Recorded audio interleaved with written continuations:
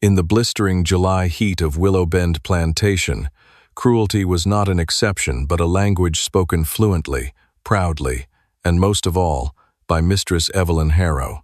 Evelyn was known across 3 counties for her beauty, her sharp tongue, and her talent for punishing those beneath her.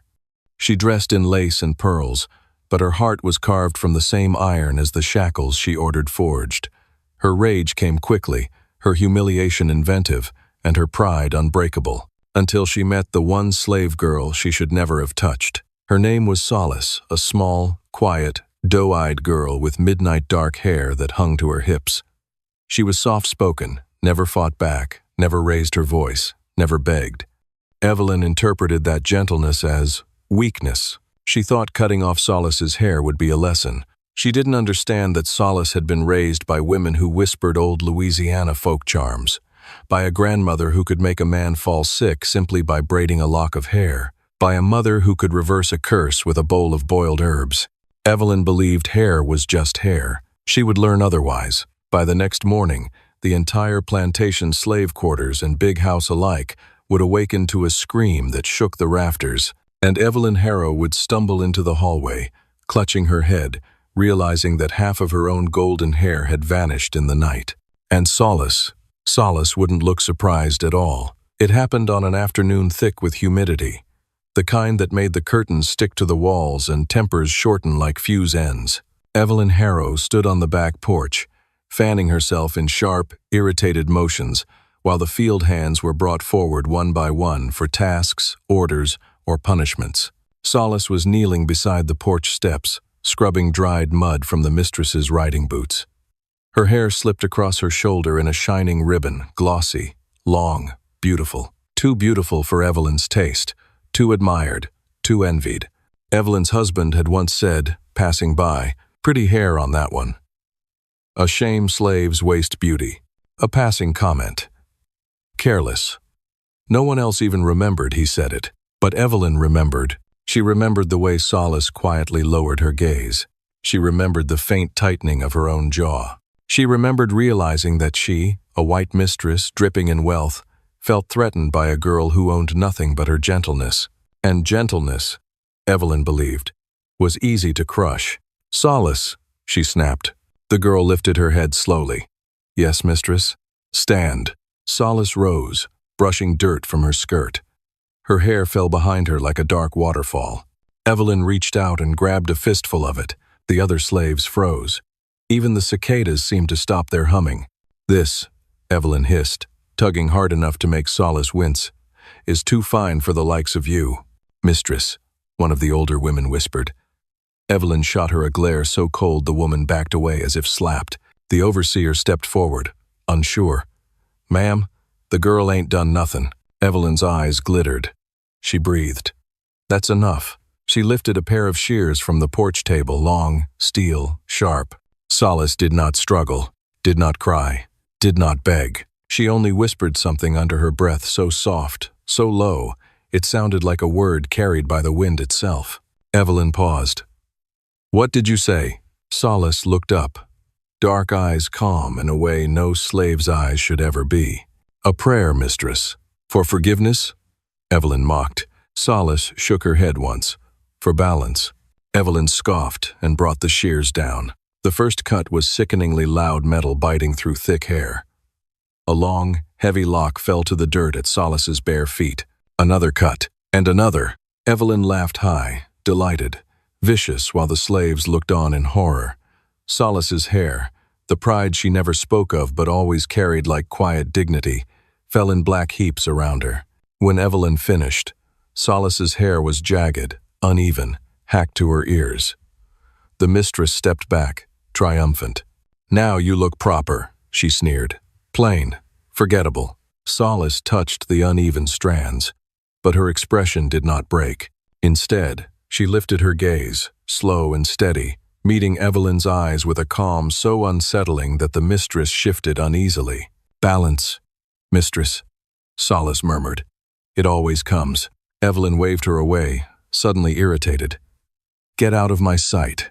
Solace walked toward the quarters, the other slaves stepping aside not out of pity, but out of something else, something colder, something wary, as if they sensed a shift in the air, as if something had been disturbed, as if something had woken.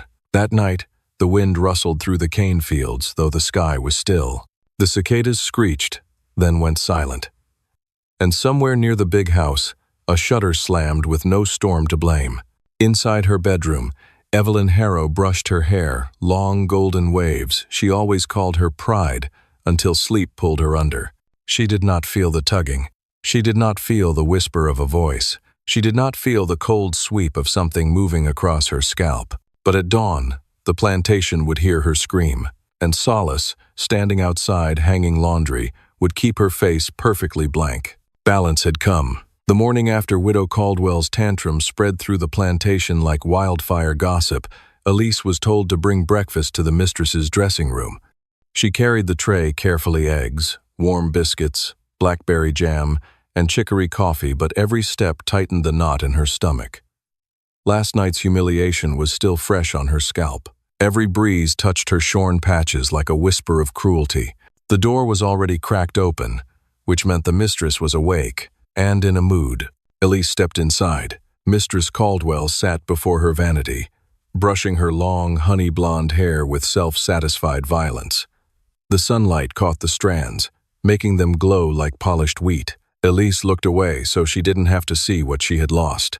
"You still look like a plucked chicken," Mistress Caldwell said without turning. "Good. Maybe it'll teach you not to attract the wrong kind of attention." Elise set down the tray. "Yes, ma'am." The mistress smirked at the mirror. "You know, the funniest part was hearing the overseer say you didn't even cry." She turned her head, eyes sharp. "Why didn't you cry, Elise?" Elise's hands squeezed into fists behind her apron. "I didn't think it would change anything." Mistress Caldwell laughed. "Smart girl. Pain is unavoidable. Tears are optional."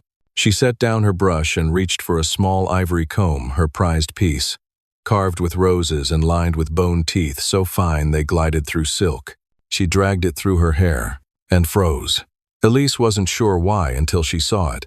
A single long strand had stayed behind, clinging to the comb's teeth like a pale thread of warning. Just one. But the mistress's eyes widened almost imperceptibly. She murmured, plucking the hair free and watching it float to the floor. "Dry weather." Elise said nothing. Mistress Caldwell resumed brushing, more briskly this time. Another few strokes, another pause. Another strand caught slightly thicker, slightly more noticeable.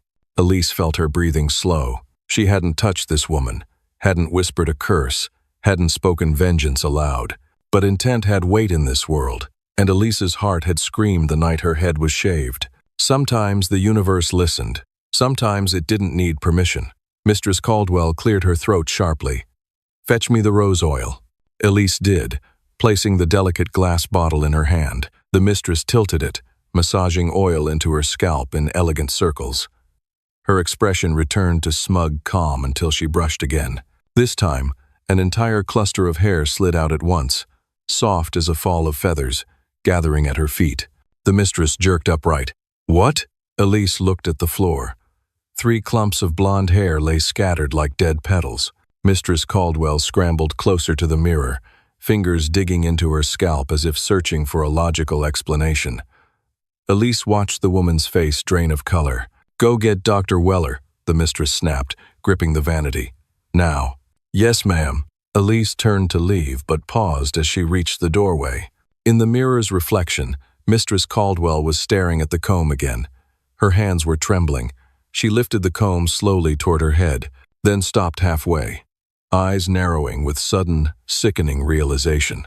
She wasn't afraid of illness. She wasn't afraid of bad luck. She was afraid of Elise. Because Elise's hair had been taken the night before, and now hers was beginning to vanish in return. "Elise," Mistress Caldwell said, voice strained but pretending calm. "You didn't touch anything of mine last night, did you?" Elise met her gaze in the mirror. "No, ma'am." The mistress swallowed hard.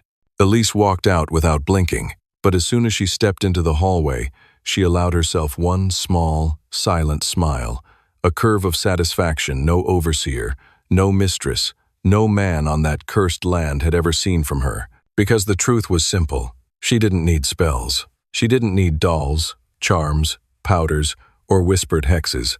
She only needed balance. And balance had a way of finding the guilty. Mistress Caldwell would learn that before the week was out, and Elise would be there to watch every strand fall. The sun rose pale over the plantation the next morning, casting weak light across the rows of cotton that shivered in the early breeze. For Lila, the girl whose hair had been taken in cruel jest, waking was like surfacing from a nightmare with no memory of drowning. Her scalp ached, tender to the touch, and her eyes flicked to the mirror propped against the washhouse wall. She gasped. Half of her hair was gone, shorn close to the scalp, uneven and ragged, strands falling like fallen corn silk across her shoulders. For a moment, the world tilted.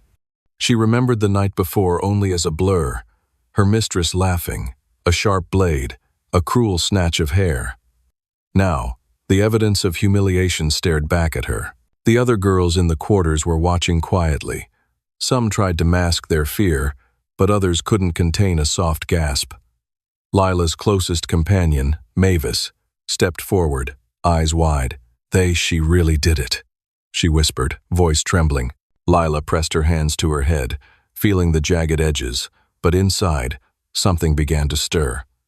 Anger, sharp and precise, cut through the haze of embarrassment and shame. This was not just a theft of hair, it was a theft of dignity, of identity. And Lila knew she could not let it stand. The day began as usual, with the overseer calling the slaves to the fields. Lila walked silently, her shortened hair hidden beneath a faded scarf, but her mind raced. Every glance from the mistress, every casual smirk, fueled her resolve. By midday, she had formulated a plan, a silent, meticulous revenge that would make the mistress think twice before ever touching another slave's hair. The work itself was grueling. Cotton scratched against her skin, sun burned her back, but Lila moved with purpose.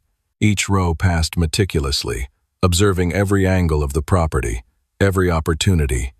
The overseer, a cruel man with little patience, barked orders, but she ignored him, focused entirely on what she would do. At the quarters, whispers circulated. Other girls noted Lila's unusual calm, the way her hands did not tremble, the steady gleam in her eye. She spent her evenings quietly gathering small tools, a needle, thread, some scraps of cloth items the mistress would never notice her taking. By night, she was ready. The first opportunity came the very next night. The mistress had retired early, tired from entertaining some visiting planters, and the house was quiet. Lila moved like a shadow, her shortened hair brushing against the floorboards, every step careful, calculated. She approached the room where the mistress kept her personal belongings, the same room where she had wielded scissors over Lila's head. Inside, the room smelled of lavender and powder. The mistress's vanity table gleamed, and among the trinkets and jewelry, Lila spotted a small, delicate comb. It was ornate, the kind used not for grooming but for show her mistress's pride. She took it slowly, turning it over in her hands, imagining the way her own pride had been taken from her. Lila paused, thinking of the blade that had taken her hair, the cruel laughter that had followed. But she did not act rashly. She would wait, watch, and when the time was right, the mistress would understand the price of her cruelty. That night, the plantation slept unaware of the storm that had quietly taken root in the quarters. Lila's hair may have been taken, but her spirit, once caged, was beginning to awaken, sharp as the edge of a well-kept knife. The days that followed were suffused with quiet tension. Lila moved through the plantation as though she were invisible, her scarf still hiding the jagged remnants of her hair. The mistress continued her cruel parade of remarks and condescending glances, unaware that the girl she had humiliated was no longer the timid, frightened creature she had once been. Every morning, Lila rose before dawn. She began small, observing, noting schedules, memorizing the movements of the household, the guards, the overseer. Each detail, each routine, became a piece of a larger plan. She spoke little, but her mind raced like a caged hawk, circling and striking in thought before ever landing in action. One evening, as the sun dipped low behind the cotton fields, painting everything in shades of fire and blood, Lila found herself in the laundry room, surrounded by steam and the smell of lye. Here, she could move unseen. Here, she could prepare. She sorted through linens, noting the softest cloths, the ones the mistress treasured for her personal use. Each piece would serve a purpose soon. The other slaves watched her with a mixture of awe and fear. They knew she was planning something, though no one dared ask. Lila's eyes caught Mavis in the corner, her face pale, her hands fidgeting with a hem. "Everything will be fine," Lila said softly, the words a promise more than reassurance. Mavis nodded, uncertain whether to believe her or fear her even more. That night, the mistress retired early, again, this time after complaining about a minor oversight in the household. Lila watched from the shadows as her target moved through the hall, unaware, a candle flickering in her delicate hand. Every step, every subtle creak of the floorboards was recorded in Lila's mind. This was her theater now, and the mistress was the unwitting actress in her scene. Lila had prepared the tools carefully. A small vial of powdered lye, a thin silk scarf, and a few sharp pins, each placed with deliberate care in the folds of her dress. She waited until the house was silent, every servant and overseer accounted for in distant rooms. Then, she moved. Her approach was silent, measured. She paused outside the mistress's chamber, listening to the slow, uneven rhythm of her breathing. The door was slightly ajar, a mistake the mistress would not repeat, though it would be too late by then. Lila slipped inside. The room smelled faintly of lavender and candle wax, the air thick with complacency. The mistress was seated at her vanity, brushing her long, perfect hair. She hummed softly, a tune Lila recognized from the last day she had been mocked. The girl's heart thudded in rhythm with her own resolve. No trembling hands, no panicked retreat, only purpose. Lila reached for the tools hidden beneath her sleeve. The scarf was first, wrapping carefully around the mistress's wrists as she worked. The woman barely noticed, distracted by the reflections in her gilded mirror. Then came the pins placed with precision, no excess, no slip. Each one was a reminder of the power now held in Lila's hands. Finally, the vial of powdered lye. Lila sprinkled it carefully into the basin of warm water the mistress used to wash her hands. Just a pinch. Enough to sting, to shock, to make her masterful mistress understand that every action carried consequences. The mistress dipped her hands into the water, letting out a sharp gasp as the chemical burned. Her scream filled the room, echoing against the walls lined with mirrors.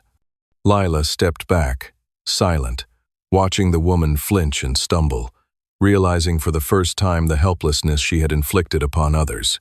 Lila did not flee. She stood tall, scarf still loosely binding the mistress's wrists.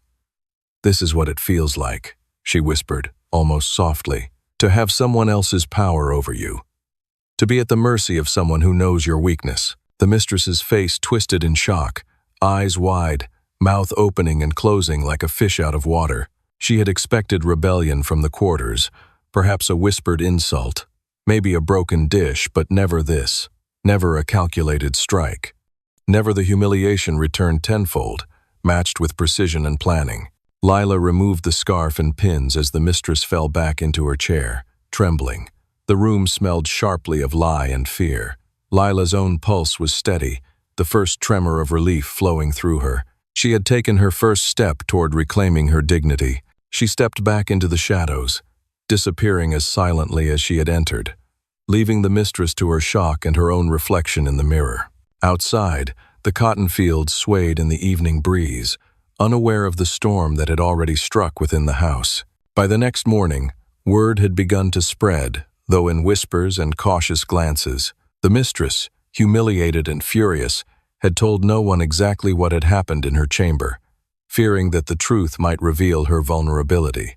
But servants and overseers noticed the tremor in her hands, the haunted look in her eyes, the way she flinched at every small sound. The mansion itself seemed to sigh with tension, as if it knew its mistress was no longer untouchable. Lila, for her part, moved quietly, blending back into the routine of her work. She scrubbed floors, folded linens, and carried baskets of laundry, all while plotting the next phase of her subtle, insidious revenge.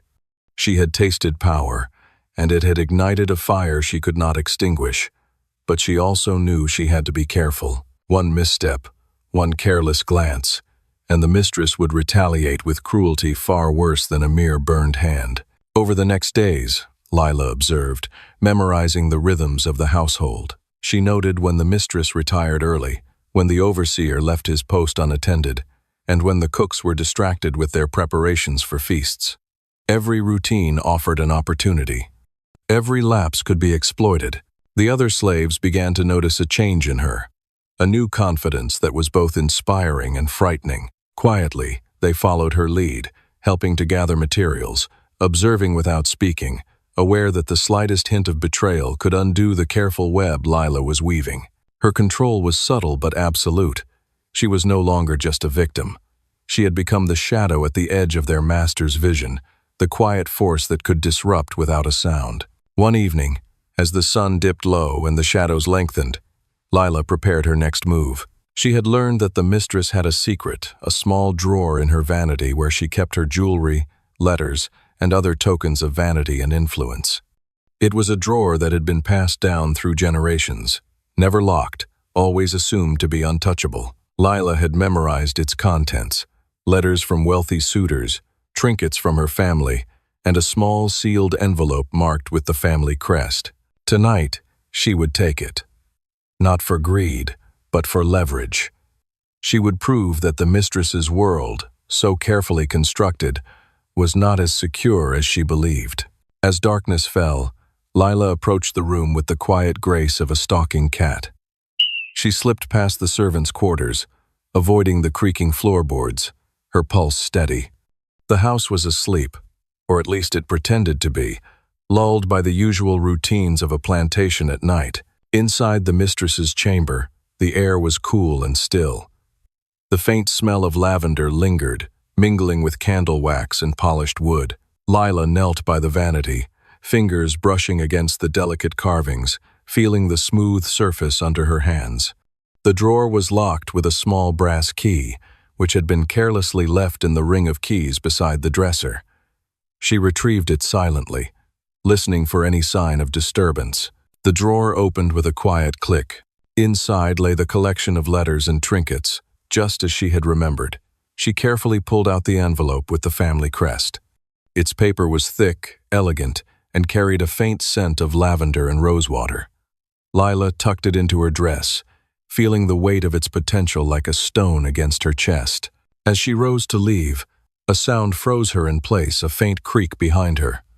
The mistress had awakened earlier than expected and was now standing in the doorway, eyes wide with fury and shock. For a moment, the two of them froze, the silence thick and heavy. The mistress, realizing the breach, raised her hand to call out, but Lila was faster. "Don't," Lila whispered, voice calm but laced with authority. "You've had your fun for long enough." The mistress recoiled, uncertainty flickering across her face. She was accustomed to commanding, to having her every whim obeyed without question. This moment, however, was different. For the first time, she was unarmed against someone she had considered powerless. Lila stepped closer, her presence unwavering. "This is your warning," she said softly. "I take only what I need, but next time, you won't see it coming." She turned and slipped into the shadows, leaving the mistress frozen, staring at the empty drawer and the echo of Lila's departing footsteps. Outside, the night air was crisp and filled with the distant sounds of the plantation settling into sleep. Lila paused for a moment, feeling the thrill of victory mingled with the responsibility of her newfound agency. She was no longer the girl who had awakened bald, powerless, and humiliated. She was a force, and the plantation, with all its secrets and cruelty, had begun to bend beneath her silent dominion. From that night on, the balance of power had shifted. Lila moved through the halls and fields with a quiet confidence, her every action measured, her every plan unfolding like the careful strokes of a master painter. The mistress, humiliated and wary, began to second-guess every step, every glance, every decision. And for the first time, the other slaves saw a spark of hope that even in the heart of oppression, cunning, patience, and courage could change everything. The days after Lila's daring act passed with a tense rhythm. The mistress moved cautiously, every step calculated, every glance wary. Lila, meanwhile, had settled into a rhythm of observation, patience, and quiet power. She had tasted the thrill of control, and now she hungered for more. Her mind was always turning, calculating the vulnerabilities of the household, weighing risks, and mapping opportunities. It began with small things, misplaced silver spoons, letters that disappeared only to reappear in different hands, whispers of secrets told in confidence that never reached their intended ears. The other slaves noticed her subtle manipulations and began to follow her lead, silently coordinating without speaking, understanding that their survival and advantage now rested in Lila's cunning. The air of fear that had surrounded the mistress was palpable, a tension that seeped into the walls of the mansion itself. One afternoon, the mistress summoned her household for a dinner gathering, eager to display control and command respect. Lila, assigned to serve the meal, moved with deliberate slowness, her every action observed but seemingly harmless. The food was arranged meticulously, the drinks poured with precision, yet underneath the polished surface, Lila had engineered little disruptions, tiny but noticeable, that slowly undermined the gathering. A candle knocked over, spilling wax across the table, forcing guests to jump back in alarm. A carefully dropped silver fork created a moment of chaos. Lila's eyes flicked to the mistress, who attempted to maintain composure but visibly tensed. The guests, unaware of the subtleties at play, laughed nervously, exchanging glances. Their hostess's composure, once flawless, was now fragile. Lila moved among them, her presence almost unnoticed, but her influence spreading like a silent tide. That night, as the household settled, Lila convened a secret meeting in the laundry quarters. Only a select few were called trusted slaves, who had proven themselves discreet, capable, and cunning. They gathered around the small fire, listening intently as Lila laid out her plan.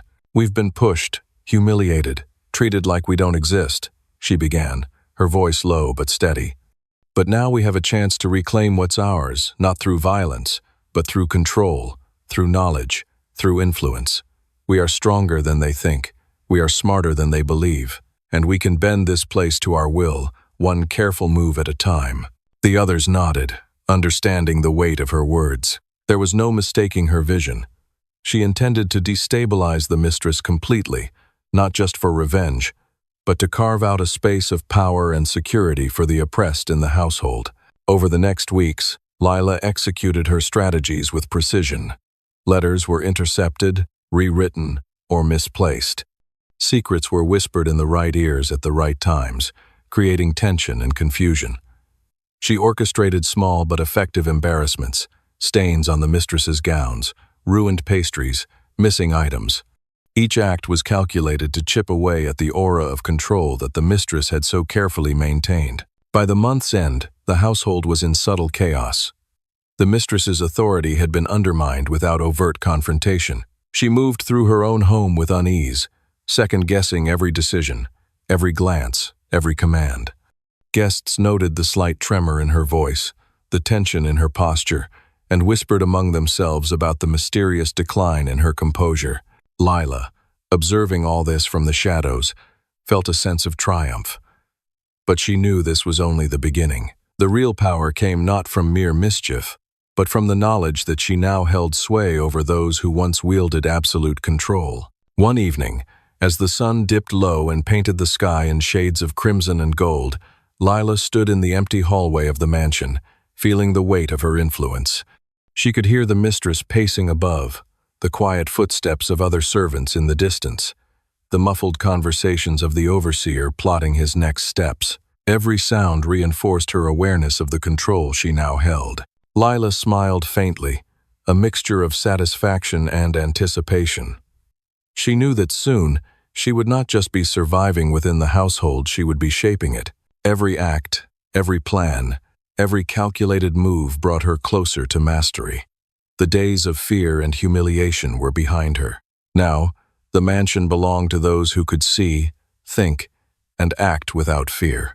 As the night deepened, Lila retired to her quarters, her mind alive with possibilities. Each creak of the floorboards, each flicker of candlelight, each whisper of the wind outside became part of her calculations.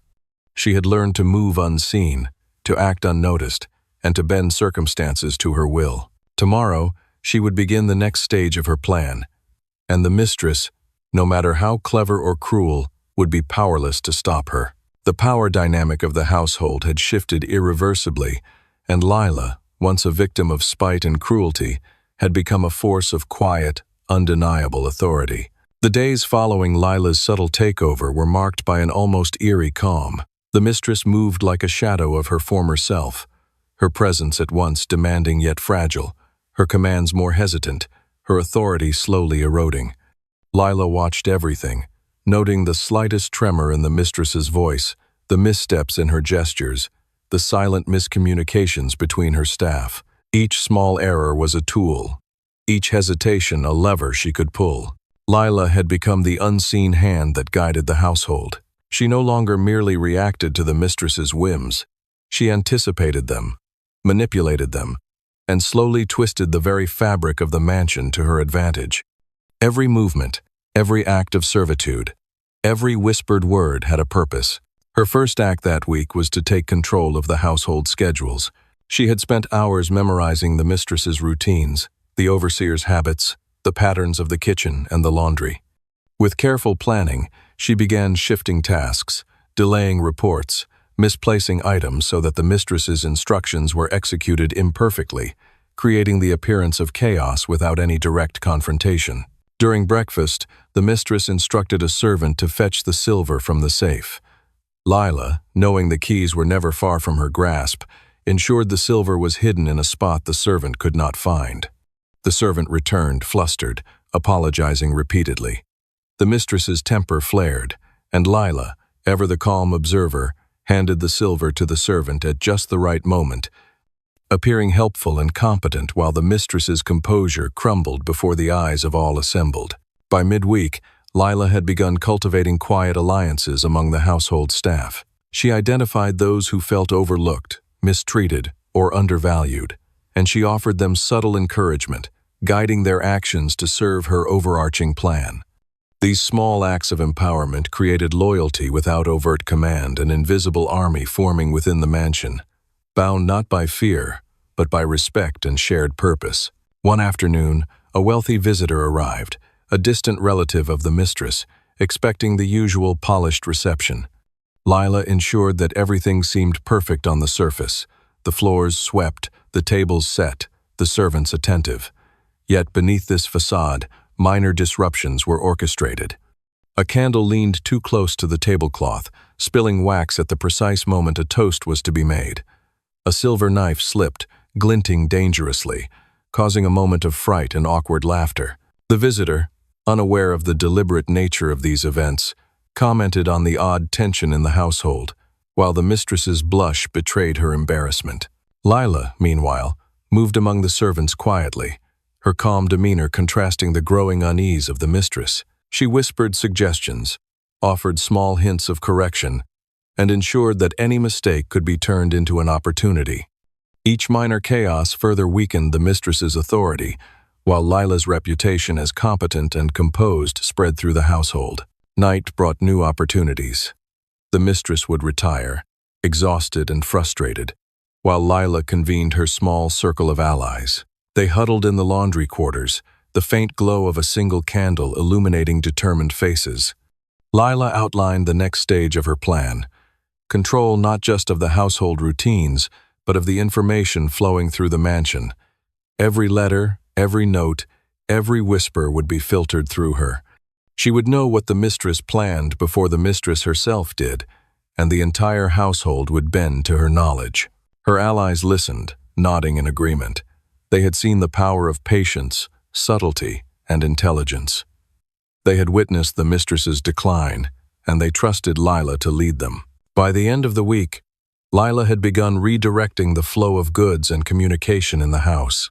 Deliveries were received at slightly altered times, messages passed between rooms with careful editing, and the mistress's orders often arrived in altered form, creating confusion and delay. Yet Lila always appeared helpful, ready with solutions, always calm and composed. The mistress, once proud and imperious, began to doubt herself at every turn. She whispered complaints to the overseer, who himself was confused by the sudden shift in the household dynamics.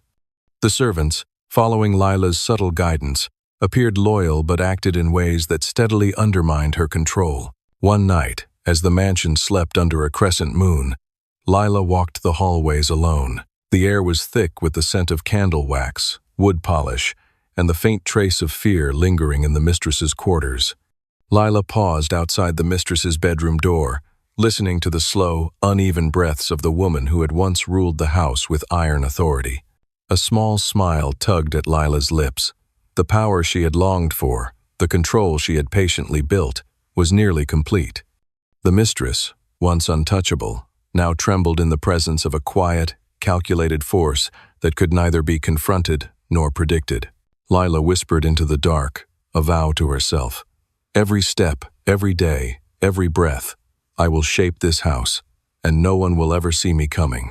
Outside, the wind rustled through the trees, a soft symphony of shadows and whispers, carrying with it the knowledge that the mansion's true ruler was no longer the one who bore a name or title, but the one who had learned patience, cunning, and the art of unseen power.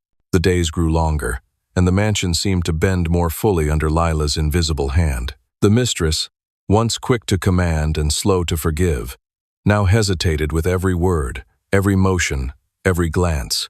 Lila moved through the hallways like a shadow of purpose, orchestrating each detail of the household with precision, while the mistress felt the walls of her authority crumble silently around her.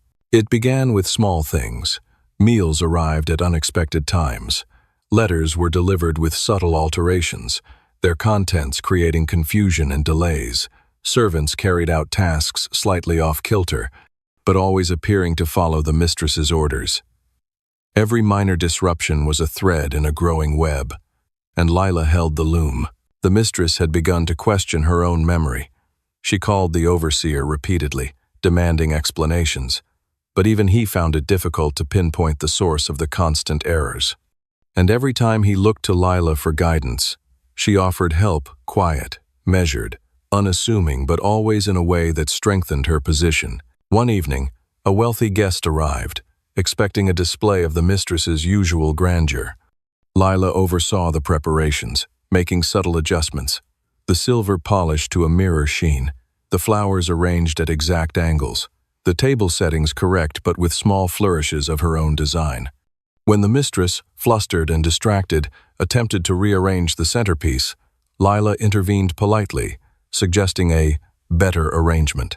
The guest's praise was effusive, and the mistress could do nothing but watch as the attention and admiration flowed toward Lila, who stood quietly by, appearing only to assist.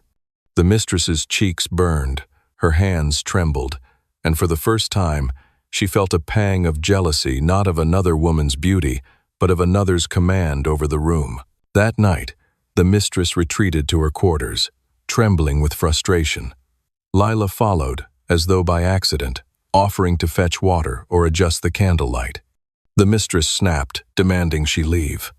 Lila bowed slightly, acquiescing, but her mind was already working on the next step. The following morning, Lila began to consolidate her influence. She took control of the household ledger, knowing who owed what, who was owed, and how to manipulate the staff through incentives or subtle threats.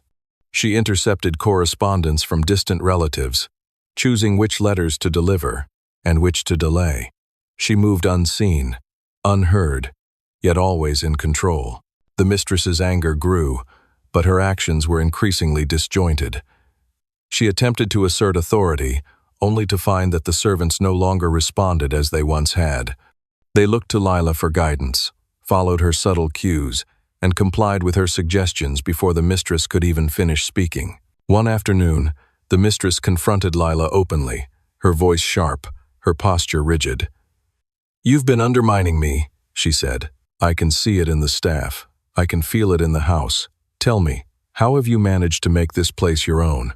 Lila remained calm, her face serene, her tone soft.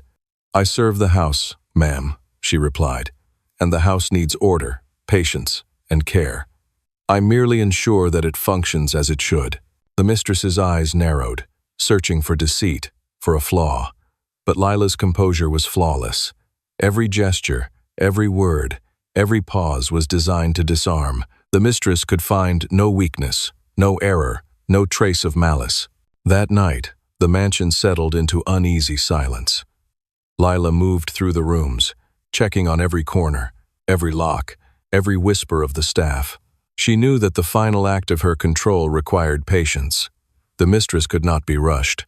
Authority could not be seized with force. It had to be cultivated, nurtured, and drawn from the very fear and admiration of those around her. In the days that followed, Lila's influence became undeniable.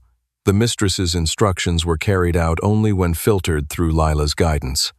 Guests praised her efficiency and grace. Servants followed her commands before even acknowledging the mistress. Lila's name became synonymous with competence, power, and subtle authority. And the mistress, once the unquestioned ruler of the household, could only watch as her power slipped through her fingers. She began to whisper rumors among the staff, casting doubt on Lila's motives, but the seeds of trust had already been sown too deeply. Lila had become the invisible hand that shaped every event, every decision, every breath of the mansion. One evening, the mistress, exhausted and resigned, approached Lila quietly. "I can no longer manage this house alone," she admitted. "Teach me. Help me see what you see." Lila smiled gently, as though indulging a child, and nodded. "You already have the eyes, ma'am. You just need to open them fully." And with that, the final barrier fell. Lila had transformed the household from the shadows, guiding every action, every thought, every plan. The mansion, once ruled by fear and strict command, now bent to the subtle, precise influence of a mind that understood patience, manipulation, and quiet power better than anyone else had ever dared. The mistress had learned too late that control is not taken, it is given, unknowingly, to those who know how to wait. Outside, the wind whispered through the trees, as if the house itself exhaled. Lila, standing in the hallway, allowed herself a small, private smile. She had won without overt violence, without anger, without force. Every glance, every gesture, every whispered word had been her weapon. And now, the mansion was hers. Years had passed since the night the mistress finally admitted her own limits, and Lila took full control of the household. Time had a way of softening memory, but it had sharpened Lila's influence, embedding her presence in every corner of the mansion as though she had always belonged there. The rooms, once echoing with the mistress's rigid commands, now hummed with quiet efficiency, the air carrying the rhythm of an order only Lila could orchestrate. The staff, now fully aligned with her, moved with precision, anticipating needs before they were spoken. Each servant carried a piece of Lila's careful instruction, each gesture a reflection of her patience, her foresight, and her unwavering understanding of human nature. Even the children of the household, once spoiled and willful, found themselves guided with a firm but gentle hand, their lessons delivered subtly, never harshly, always steering them toward respect and awareness. The mistress, older and softened by the years, had learned a new form of coexistence. She no longer sought to dominate or command. Instead, she relied entirely on Lila's judgment, trusting the woman who had silently seized control not with cruelty, but with intellect and poise. There were moments when the mistress felt pangs of resentment, fleeting memories of the power she once wielded. But those were brief, fading quickly into admiration, even dependence. She realized that her former authority had been hollow, easily fractured, while Lila's mastery was quiet, enduring, and absolute. Word of Lila's competence had spread quietly beyond the mansion's walls. Neighbors remarked on the household's transformation, wondering how one woman could command such respect without ever raising her voice or asserting herself openly. Some whispered, skeptically, that she was more than she appeared, an almost supernatural intelligence guiding every action. Yet no one could pinpoint the source of the harmony within those walls. Lila herself never spoke of it.